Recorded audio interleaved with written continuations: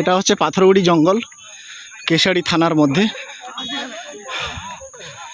আর এখানে প্রায় আজকে সকাল থেকে মুভমেন্ট ছিল, প্রায় 60 থেকে 70টা মতন দাঁতাল, সাথে কিছু শাবকও আছে।